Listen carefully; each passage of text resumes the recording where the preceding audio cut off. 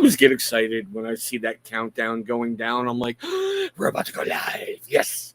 But hey, welcome back to Across the Tabletop. And this is our bi-monthly, I think it's called, live stream, Tales from the Warp.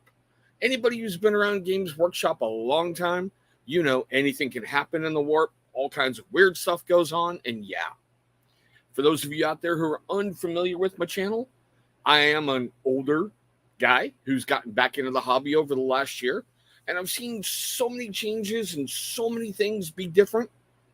I thought, why not start a channel? Brand new guy coming back. I love all of you who've been coming along for the ride, and let's have some fun tonight. Now, I figured, let's talk painting. You know, it's one of those things that, before we even forget, what up, Courier 6? How you doing, my brother? It's one of those things that seem to be this great problematic experience for people getting into it. You sit and you look at a miniature, and, you know, I just happen to have one from Age of Sigmar that I'm going to rant about in a moment. You know, got to put it together. You got to prime it. You got to clean up everything. By the way, I hate, of course, you're not going to be able to see it. There we go. Push fit. I hate push fit models. What up, Underdog? How you doing, brother? Hope everything's going well in your world. I hate the push fit models, but I get the appeal of them. You just need to clip them free from the sprue, push them in, assemble them, you're ready to go. But I get how this can be a little daunting. You know, you see all these great painted miniatures in all these magazines and all the I think Age of Sigmar calls them battle tomes. For Warhammer, they're called codexes.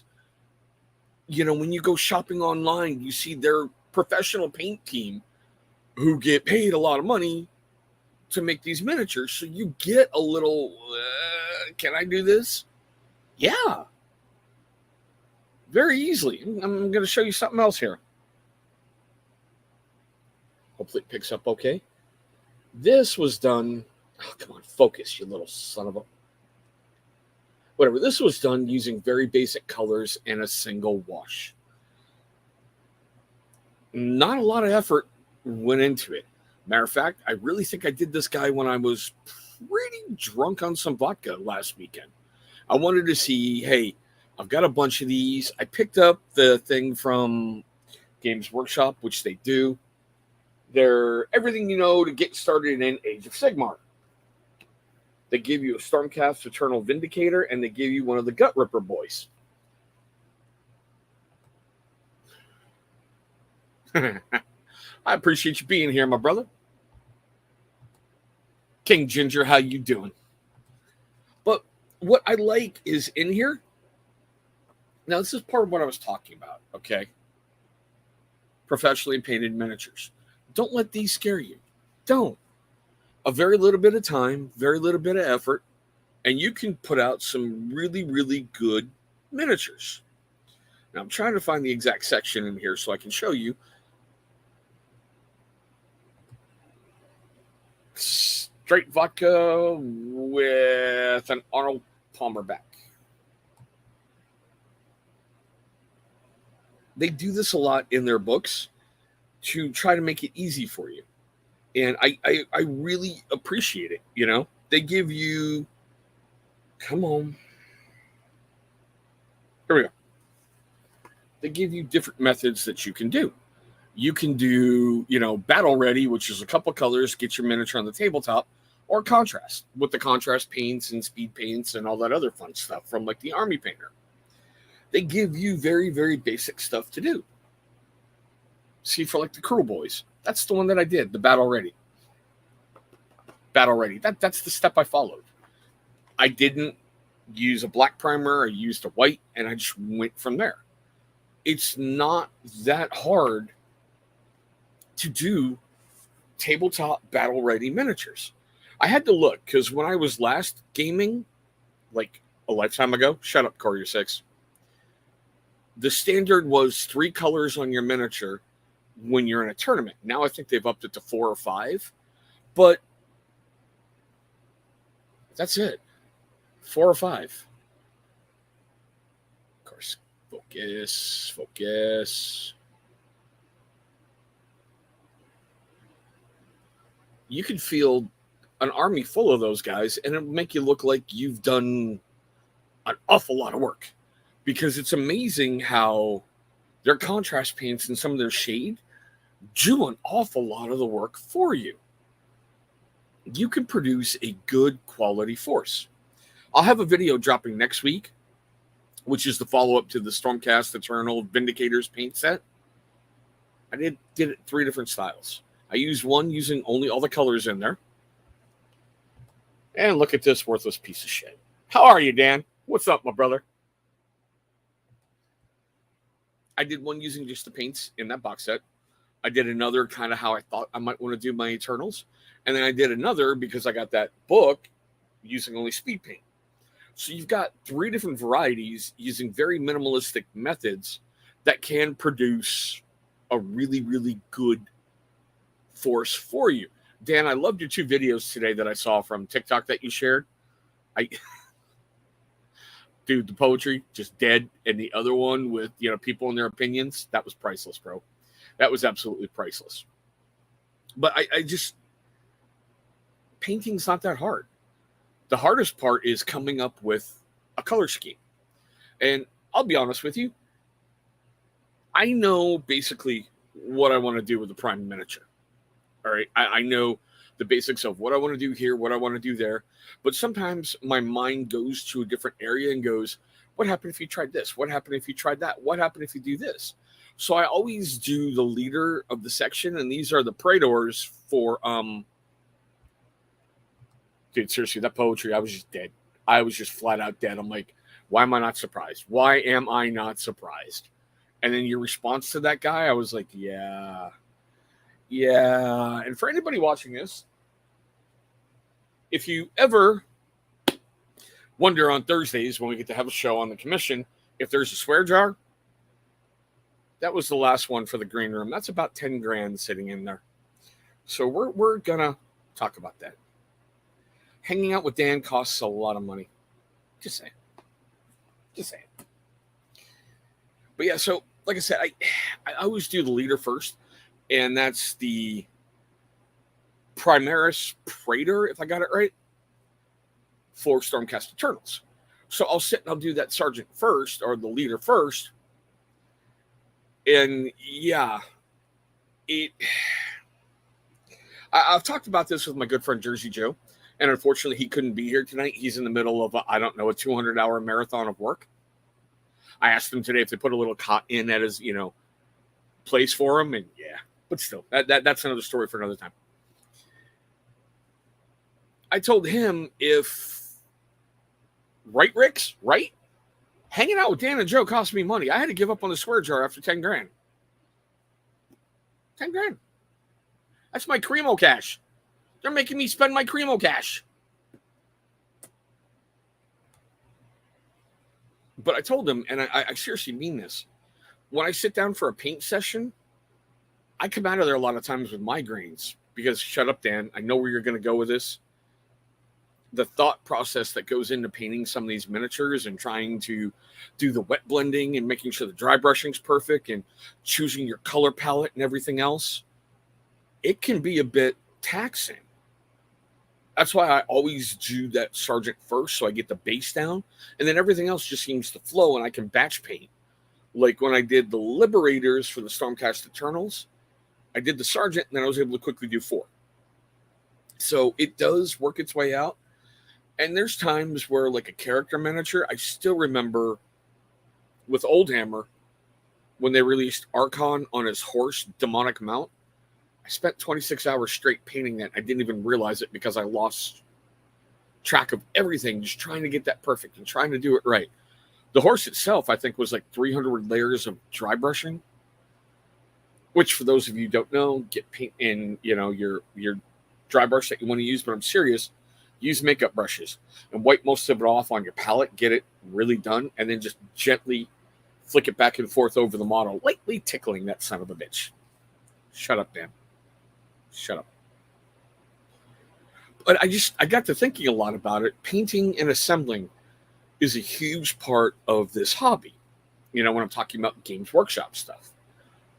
I don't like push fit, which it really saddens me to all get out. That Leviathan is going to be 42 brand new models, and they're all push fit.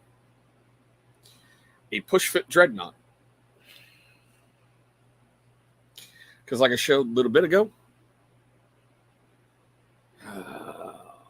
see that line?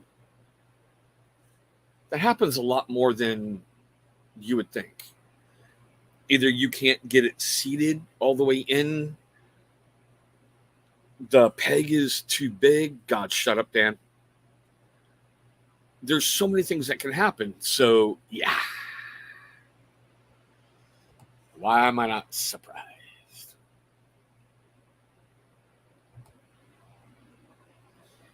But I'm coming up with different ways to do stuff. Oh, crap. I see where I didn't clean a mold mine properly.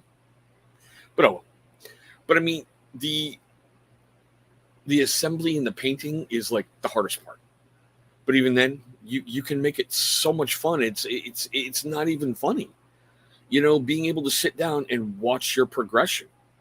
Like I told a friend recently, he was really concerned about, hey, I'm going to start this. I want my figures to look badass. I want them to do this. I'm like, it's a rite of passage, man. Your first figures have got to look like a drunken monkey with a watercolor paint palette going, I probably shouldn't have done that. I know that's going to get me in trouble somewhere.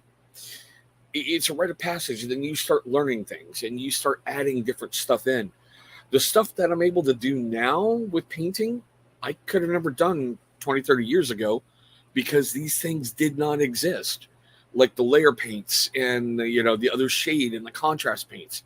And Army Painter Speed Paint, which unfortunately I joined the ranks of the spilled. Little squeezy squeeze on the new metallic, and the lid for the eyedropper top blew off. So thank God the hard palette that I was using caught it all, and it didn't get all over the table and ruin things and do bad stuff. Yeah. Which next Wednesday, gonna have to have bad stuff. But yeah, I'm gonna need painting that night. Basically, they have to tear apart my kitchen because we had a leaky dishwasher. And no, it wasn't because the girlfriend was crying. So when they tried to remove the dishwasher, there was like 4 layers of laminate flooring piled up on top of each other. And yeah, it caused an issue. And yeah, so they're ripping up everything a week from tomorrow. Yay. Got 3 kids. They're talking about putting my refrigerator outside and running it off of an extension cord. That's going to go well. But still, the painting and the assembling can be a great way for you to just veg out and not care about things because you can just get lost in it and, and painting and trying to go through stuff. And I got to be careful. Like lately I'm doing a Deadliest Catch marathon. I know like every 1 or 2 episodes, I've got to get up. I've got to walk around. I got to hydrate. I got to stretch. Then go back to the paint table. Then like another episode or 2. Okay, repeat the process. Being an old man, hey, do I got to go pee? Do I not have to go pee? That kind of thing. It's all about setting a goal for yourself and being able to put your vision down and yeah. What the heck? Okay. Weird. All right, well, whatever. It's fun. And it's really cool when you can put your fully painted force on the tabletop and people just look at it. They're like, ooh, ah. So, yeah, painting is fun. Painting is cool. It's not. Got to respond to that one, don't you, Courier 6?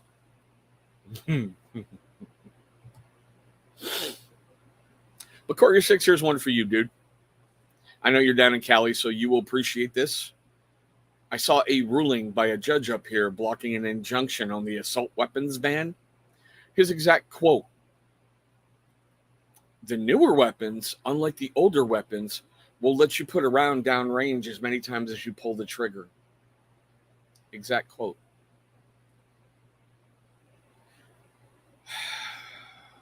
I hate Washington. It's fun to be able to sit and tell people how you did things and the color scheme you came up with. It's a lot of fun when you go to your local gaming store, you go to a tournament, and you can sit and geek out and talk painting with people, because it is a fulfilling thing. It really truly is. I mean, yeah, I still get that wonderment when you open up a brand new box set and you're like, hey, what's going on here? What's going on there? Gotta do the blockers. Okay. She hates being on camera, so. But I don't know. It's fun when you put a fully painted force down. It's really cool to be able to sit with my kid and talk painting with him. You know, cool to be able to try out new things like the rust effects and all that fun stuff. It's something you should really look into and get into, and not be so, I'm really afraid of it. YouTube is a great area to go to for things, for like peachy tips, Duncan Rhodes. Oh dear God, Duncan Rhodes. If you ever want to feel like a monkey screwing a football, go watch his videos, because he is so simplistic in what he does and so great at explaining it to you, and he makes it look so damn easy. Yeah, there's been times I want to cuss him out because I get it. Too thin coats, thin your paint down. Yeah, okay, Duncan. Ugh. But I don't know. The other thing I was going to talk about tonight was, I had this great conversation with my friend. And as you know, Jersey Joe is the card gamer of the channel. And we were talking about proxies and switching out stuff. How do you guys feel about that?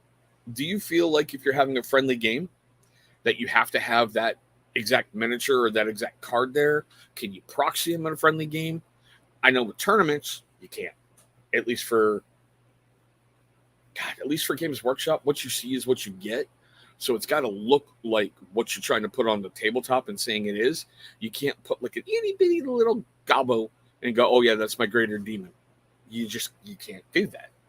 But I don't know. We've got more great content coming up this week.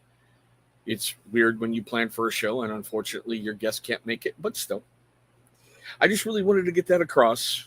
Painting.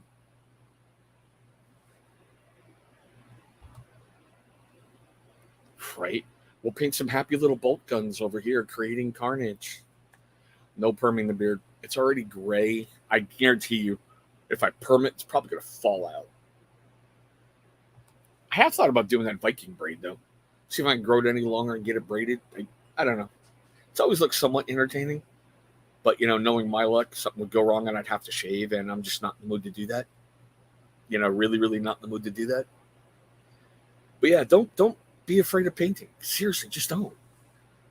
It's fun. I mean, there's nothing wrong with geeking out, I mean, there's that great old saying, get in where you fit in.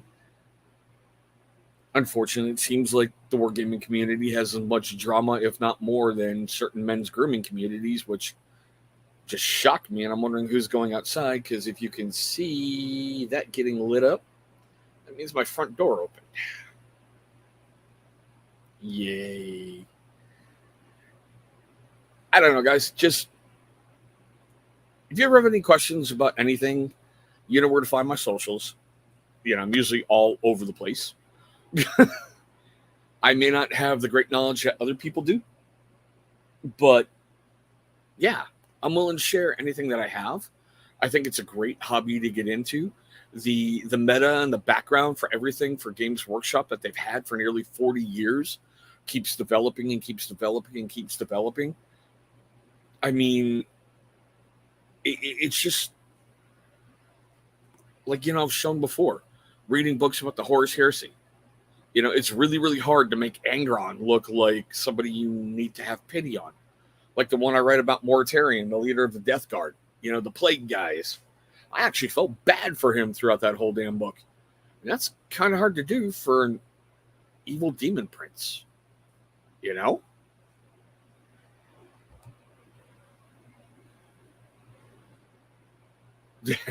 Sadly, that's true. Sadly, that's very, very true. Very, very true. Oh my God, Corey, you're 6. That is true. Or like, when you have people walk in the store, like, natural light, get it off, get it off, get it off. You see, and it's funny, as I watch more videos and start to find more people, that drama thing is just, are you kidding me? I'm watching people fight over paints. I'm watching people fight over where should you buy Leviathan, the 10th edition box set, which is going on pre-sale Saturday. I've got mine kind of pre-ordered through my local gaming store because I want them to get the profit and everything else. But I find it weird how Games Workshop goes. It's going to go on pre-order for 2 weeks on the West Coast, Saturday at 10 a.m., and they go, get ready to be in the queue. And I'm like, well, if it's going on pre-order for 2 weeks, huh? And then they're going, we may not have enough to get everybody who pre-orders one their box set. What? That should be the drama. Going, you're gonna take my between $200 and $300. People have already talked about the price point in euros. So if you go to a converter, you're looking at $250 to $280, which for all those miniatures and everything else, I think is really, really well worth it. But you're not going to guarantee me that I can get it? Yeah. Sure. Dude, round down range is round down range. I don't care. I don't care. That's my feeling, But, you make a great point because go to the knife community. They won't make fun of you because you're not carrying around a $2,000, pocket blade. What? Your blade's not made out of titanium? Loser. Oh my God, you reviewed a China knife. Come on. I'm waiting for it, Corey 6. I'm waiting for it. You know the brand. Come on. It's just amazing what people will choose to go sideways on. I've done it. I've been trying not to do it. Seriously, I really have. Sometimes you just, yeah. But I don't know. I'm going to kind of wrap it up right there because, like I said, I had some points that I wanted to bring up, but unfortunately, my co-host isn't here tonight, so it's okay, Joe. I know you got to get paid. No worries, brother, if you're listening. Like I said, painting, it's not that hard. What was this? Hold on.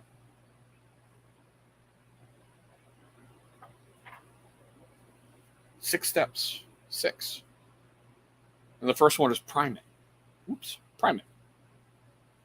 So in reality, you've only got 5 steps with, I think, 1, 2, 3, 4, 5, 6, 7, 9 colors. And one of them is it's a technical paint, so that's what gives you the earthy tones, which for this guy, seeing how they're swamp-ridden creatures, the gut rippers, I went with like a Martian earth tone covered with like an earth shade. I was gonna do like a little small cesspool in there, but I wanted to keep it as simple as possible. And well, by the time I got to the base, I was feeling pretty damn good. But yeah, so like I said, there's no wrong way to paint a miniature. It's your miniature. If you want it to be fuchsia and pink polka dots with purple highlights, do it. If you want to get down and, okay, I'm going to do things just like the heavy metal team, learn how to do it and do it. Paint it to your standard and your happiness, and that's all that counts. Like showing my son that. He wants it badly. Like some of the stuff I've done for him before, like the Orc War Boss that we called Rusty, because I learned how to do some Rust stuff all over him. And, the Golf Rocker. He was good for a while, and he earned himself a highly painted, the Golf Rocker. But still, like I said, I'm going to wrap it up there, guys. we will be back, and I have been streaming us across all my platforms because you never know who could be in the miniatures, who could be painting. Just take a moment and sit down. You know, you don't even have to use high quality Citadel paints or Vallejo paints. My first ones that I ever really used, I got from Walmart, those apple barrel paints where you get like, 20 freaking ounces for like 50 cents. You know, they're heavily pigmented and you got to learn how to work with them and do things. I mean, I still feel like white, black, and my basing, which is terracotta, I think it is. I still buy those and I still use them because I use a lot of white, I use a lot of black, and that basing paint. Come on, just yeah. But still, I want to thank all of you for watching this one. I hope you're having a great day today. Hope you're having a safe day today, and I sincerely mean this. I hope one day in either a tournament, some random gaming store, or whatever, to one day meet all of you across the tabletop.